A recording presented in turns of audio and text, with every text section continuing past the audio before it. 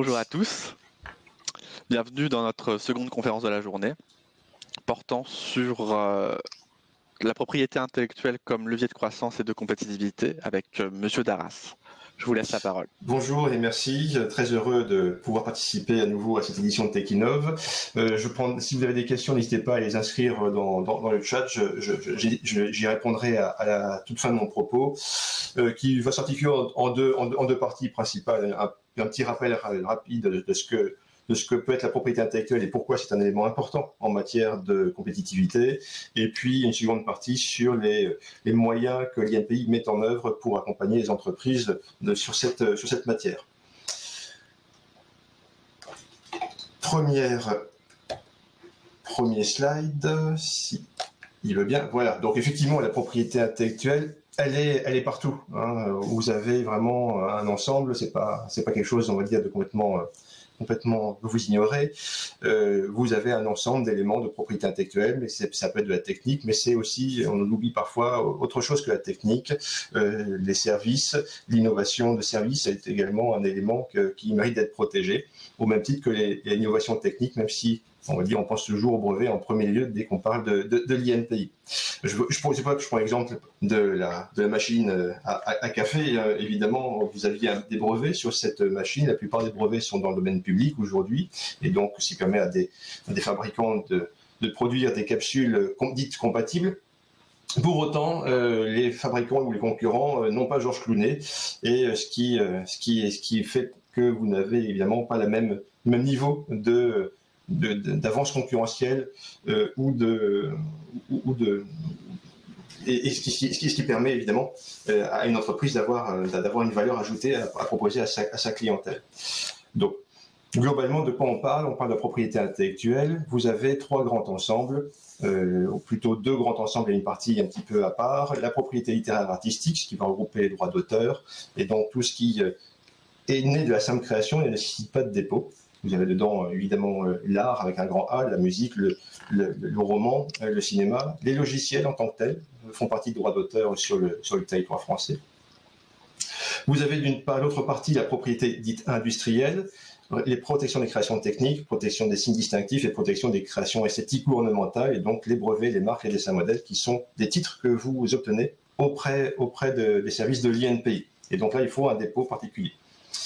Vous avez également une protection et pas mal d'éléments de savoir-faire qui nécessitent des protections, qui sont des protections un petit peu différentes, puisque là, c'est le secret qui va permettre de conserver la propriété, si on peut dire, de ces créations et de pouvoir justifier ou bénéficier d'une avance aussi sur la concurrence. Ce que je voulais vous rappeler, principalement, c'est que les idées en tant que telles ne sont jamais protégeables, mais ce sont bien les moyens mis en œuvre ou la manière dont cette idée se concrétise qui va pouvoir bénéficier d'une protection. Si demain vous voulez ouvrir une pizzeria et faire de la vente à domicile, vous pouvez, évidemment, l'idée de vendre des pizzas à domicile n'est pas protégeable. Par contre, l'apparence graphique, le logo, la marque sont des éléments qui sont protégeables et qui vont permettre à une entreprise de se différencier de la concurrence. Tout ça pour vous dire qu'en matière d'innovation, ce qui est important à prendre en compte, et c'est pour ça qu'on va parler d'éléments de compétitivité, c'est que la propriété intellectuelle doit être prise en compte au cours de la vie de l'entreprise et au fur et à mesure de la vie de l'entreprise.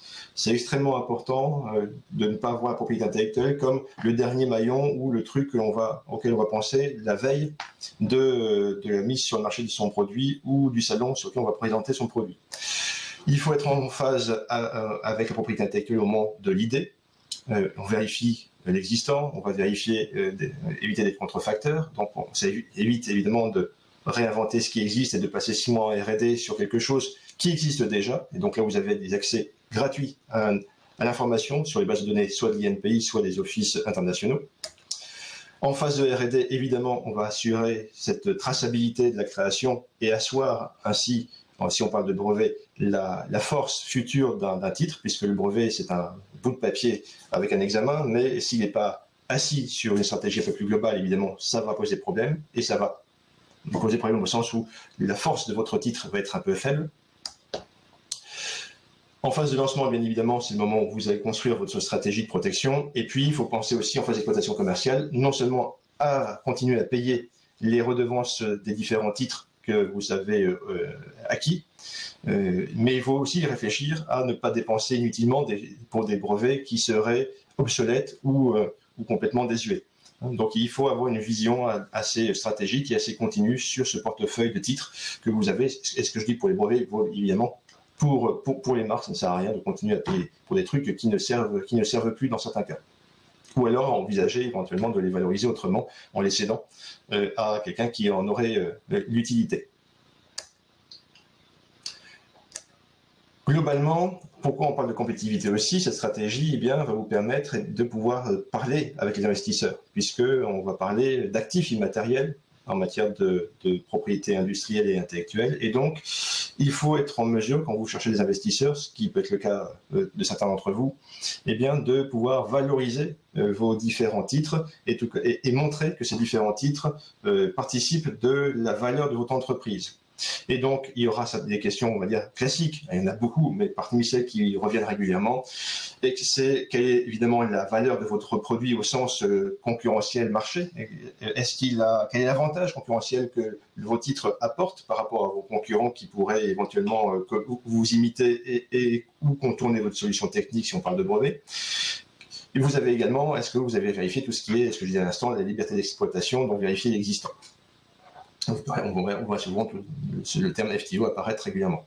Et donc cette maîtrise vous permettra d'envisager, d'évaluer ces actifs. Encore une fois, ce sont des actifs immatériels, donc ça a une valeur. C'est comme un terrain, comme une maison. Un appartement à Paris, dans le centre de Paris, n'est pas le même qu'un appartement au centre de Châlons en Champagne. Et donc c'est pareil pour un brevet ou une marque, il va falloir les évaluer. Et il y a différentes méthodes. Évidemment, ce n'est pas l'INPI qui aura, on va dire, la maîtrise de ces sujets. Vous aurez différents cabinets, des cabinets conseils, notamment les conseils en propriété industrielle, qui pourront vous accompagner et vous aider pour évaluer ces différents types de propriétés industrielles qui viennent augmenter la valeur de votre entreprise, tant pour les investisseurs que éventuellement le jour où vous voulez revendre votre entreprise. En gros, il faut se poser les bonnes questions. C'est un élément stratégique. Et donc, il faut se poser des questions avant de se lancer au sens dépôt des titres.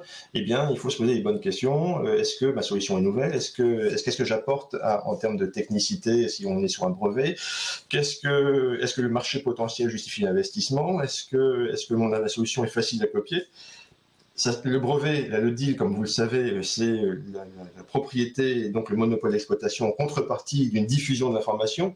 Donc votre invention n'est plus secrète, puisqu'elle est publiée. Évidemment, si ça peut être intéressant de ne peut-être pas breveter et avoir une stratégie de secret si l'accessibilité de votre solution technique n'est pas facile. C'est-à-dire si le concurrent n'est pas capable de reproduire votre invention, même en l'achetant par engineering, ça peut être intéressant d'envisager une stratégie de secret qui ne sera pas forcément moins chère en termes d'investissement qu'une stratégie brevet, mais qui pourra avoir aussi son intérêt. Et donc, on se pose des questions par rapport à la contrefaçon. Si vous allez aux États-Unis, si vous n'êtes pas au courant qu'il faut au moins $700 000 pour lancer le premier courrier de l'avocat, évidemment, vous partez déjà avec un handicap. Et donc, vous avez des stratégies derrière en matière d'internationalisation qui vous permettent d'envisager des partenariats et de travailler correctement pour, là aussi, valoriser vos différents actifs. C'est un outil à multiples facettes, on va dire la propriété intellectuelle, et là on peut parler si on parle toujours du brevet, mais c'est pareil pour les autres outils. On voit souvent la propriété intellectuelle comme un outil classique. Je dépose un brevet, je suis propriétaire, j'ai une exclusivité. Ça, c'est le fonctionnement de base. C'est l'arme économique. Effectivement, le brevet il est là pour défendre un marché, soit de manière défensive, soit de manière offensive, mais c'est la fonction de base. C'est un monopole provisoire. Donc, c'est une arme forte pour vous défendre sur un marché que vous considérez comme porteur. Mais ce n'est pas la seule, on va dire, utilisation du brevet. Vous avez aussi l'utilisation de la propriété intellectuelle comme un élément d'attractivité. Ça peut encourager l'innovation, évidemment, au sein de votre entreprise, mais ça peut être aussi un outil pour développer des licences, développer des partenariats. Ça se négocie, encore une fois, je reprends ma comparaison avec les terrains ou les maisons, on parle bien de propriété, eh bien ça se vend, ça se loue. un brevet. On va parler de cession et de licence, mais globalement, le principe juridique qui est derrière, c'est la même chose. Et donc, le brevet, c'est évidemment votre propriété et vous en faites ce que vous voulez. Vous pouvez l'exploiter par vous-même, mais vous pouvez aussi envisager de développer ces licences et ces partenariats. Et ça peut être aussi un indicateur de dynamisme de l'entreprise si votre marché est sensible à l'élément innovant. Vous mettez breveté et ça fait partie de votre stratégie de communication et stratégie commerciale. Bien sûr, et on oublie toujours que c'est aussi un instrument intéressant en matière de veille techno. N'oubliez pas que vous avez à peu près on estime qu'il y a à peu près 80-90% de l'information scientifique et technologique mondiale qui est contenue dans l'information brevet, qui est une information qui est libre et gratuite, libre au sens le plus pur du terme. Et donc, vous avez la base DataINPI qui est aujourd'hui, et qui sera à partir du 28 avril de toute manière, la base unique sur laquelle vous pourrez avoir tant les informations sur les entreprises, les informations issues du RNCS, mais également les informations de brevets, marques et dessins modèles. Et donc, ça sera, on va dire, l'outil d'interrogation qui vient remplacer l'intégralité des bases existantes. Donc, un outil unique pour pouvoir accéder à l'information de vos concurrents ou vos propres informations si vous souhaitez assurer une vérification. Voilà ce que je pouvais vous dire déjà en premier niveau. Qu'est-ce qu'on peut faire, nous, en tant qu'établissement public, pour vous accompagner? Donc, on a une offre aujourd'hui assez conséquente en matière d'accompagnement des entreprises pour vous aider à faire de cette propriété intellectuelle un élément stratégique. Alors, encore une fois, c'est tout notre propos. L'autre boulot est un boulot de défrichage d'informations. C'est-à-dire qu'on n'a pas un rôle de conseil, et vous avez des cabinets qui sont là pour ça. On n'est pas là pour prendre des décisions à votre place et se substituer évidemment à des professions réglementées qui font leur job. Nous, notre boulot, c'est de vous aider à défricher le terrain, à y voir plus clair sur les différentes possibilités qui peuvent exister et vous donner les différents chemins qui s'offrent à vous avec ces différents outils. Pour cela, on a développé une gamme qui va de l'initiation au perfectionnement, tant pour les startups que pour les PME et les ETI. Je vais vous balayer ça très, très rapidement. Le programme Startup, c'est un programme qu'on a développé pour les startups qui ont forcément par rapport aux PME une temporalité un petit peu différente et donc, dans certains cas, on va dire, une évolution rapide de leur stratégie. Par rapport au pré-diagnostic que je présenterai juste après, qui est l'outil historique que l'INPI a mis en place il y a une quinzaine d'années, qui est plutôt destiné à avoir une vision un petit peu sur le long terme, sur le moyen terme, on va dire. C'était pas adapté à la vision d'une startup qui peut en quelques mois changer de business model. Et donc le programme Startup est là pour vous accompagner sur ces évolutions, en faisant un point régulier tous les 3 à 5 mois. On fait un point avec vous sur vos évolutions, sur ce que vous avez mis en place en matière de propriété intellectuelle, sur votre appropriation de l'outil, et on va vous proposer des plans d'action pour vous permettre d'y voir plus clair par rapport à ces différents outils.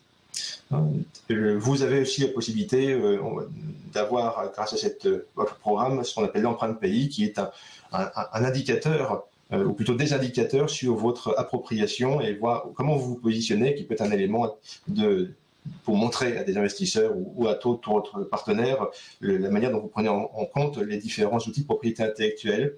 Et pour les entreprises, on va dire, qui auraient suivi le programme dans son ensemble et mis en place pas mal de recommandations du plan d'action, eh bien l'INPI pourra aller jusqu'à vous proposer une lettre de soutien qui peut être là aussi, non pas on va dire une garantie de votre stratégie de propriété intellectuelle, mais en tout cas une démonstration que vous avez pris en compte ces outils dans votre stratégie. Le pré-diagnostic, je le passe peut-être un peu plus vite puisque je l'ai déjà abordé. C'est un outil, encore une fois, là aussi pour vous accompagner en matière de stratégie et de démarche, de compréhension de l'outil. On va faire un bilan un peu plus global et un peu plus circonstancié que au cours du programme Startup.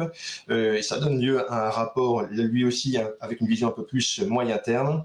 Et donc, ça peut être un bon élément, un bon outil pour faire un point d'étape et avoir une vision un peu moyen terme, encore une fois, de votre de ce que vous voulez faire et de ce que peuvent faire les outils sur votre parcours.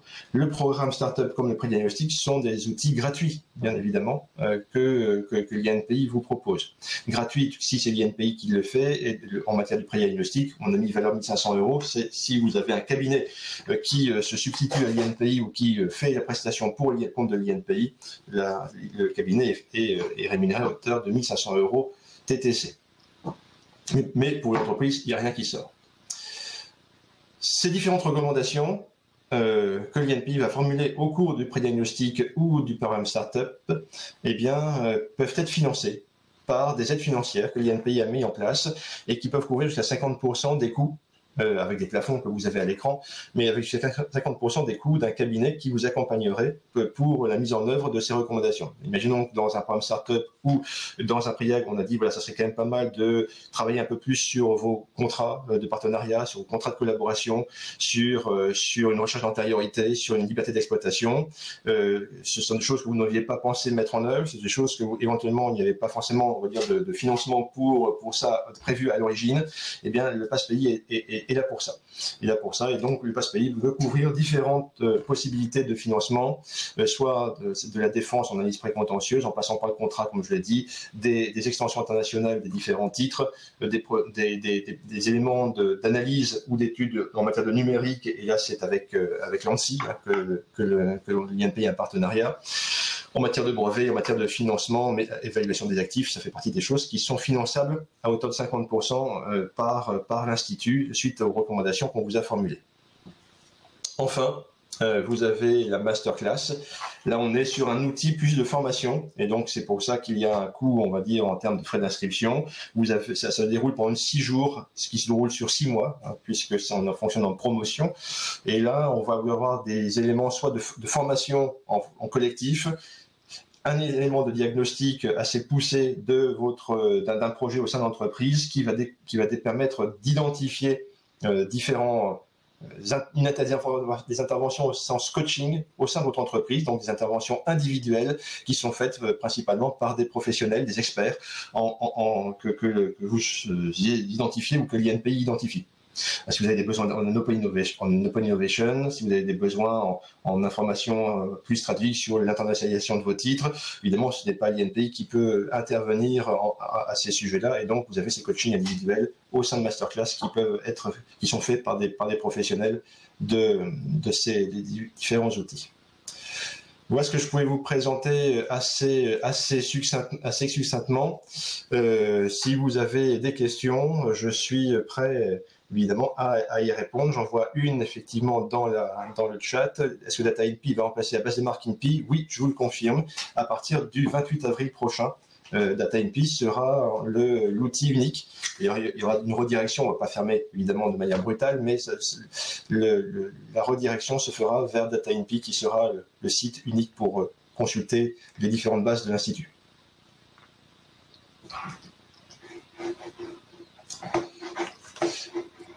Est-ce que vous avez éventuellement des questions? Ah oui, pardonnez-moi, je n'avais pas vu. Je remonte dans le fil, je n'avais pas vu, pardonnez-moi. Le stage. Alors, en matière de stage, c'est important pour les entreprises de bien travailler sur la contractualisation qui est avec le stagiaire. C'est-à-dire que le stagiaire n'est pas un salarié, donc les dispositions relatives aux inventions de salariés ou aux créations logicielles de salariés ne s'appliquent pas à lui. Donc, les créations d'un stagiaire lui appartiennent. Sauf si dans la convention de stage, la mission est suffisamment précise pour indiquer que les réalisations issues de cette mission lui seront attribuées, transférées à l'entreprise. Mais ça, ce n'est possible que si la mission elle est bien définie dès le départ.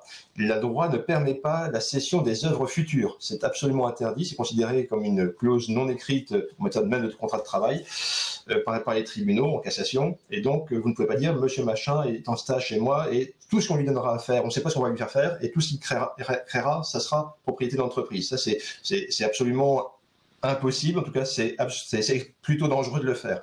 Et donc, soit la mission est précise dès le départ et vous faites vous faites le contrat ou la convention de stage ou un avenant à la convention de stage qui soit précis, soit il faudra envisager des cessions au fur et à mesure des créations. Et évidemment, vous n'avez pas passé votre vie à faire des contrats, donc vous ne réfléchissez à ces contractualisations que pour des éléments qui ont une valeur. Hein. Si il vous a fait un joli petit dessin, mais que vous vous fâchez avec et qu'il s'en va avec son petit dessin, et que cet élément graphique n'a pas de valeur et met pas en péril, la disparition de cet élément graphique ne met pas en péril votre activité ou votre stratégie, ben, c'est pas très grave. Donc vous vous concentrez évidemment sur les éléments pour lesquels il y a une valeur ajoutée importante pour votre entreprise. Mais c'est important, oui, d'avoir ça en tête. Et c'est valable aussi d'ailleurs pour certaines parties des salariés qui seraient en charge de la création graphique, puisque quand bien même ils sont salariés, leurs créations ne vous appartiennent pas directement à l'employeur. Merci Sébastien, merci à tous ceux qui ont assisté à cette intervention. Nous, on va s'arrêter là. Je vous remercie à tous. Bon Techinov. Merci. S'il y a des questions, de toute façon, nous sommes sur le salon, mais nos coordonnées sont disponibles sur les différentes pages de Techinov. Donc, s'il y a des questions à laquelle je n'ai pas pu répondre ou que vous vous posez, vous n'hésitez pas, bien évidemment, à revenir vers mes collègues et moi-même, que ce soit dans le cadre du salon ou, bien sûr, après, on est à votre service pour y répondre. Merci à tous. Bon Techinov. Au revoir. Merci. Au revoir.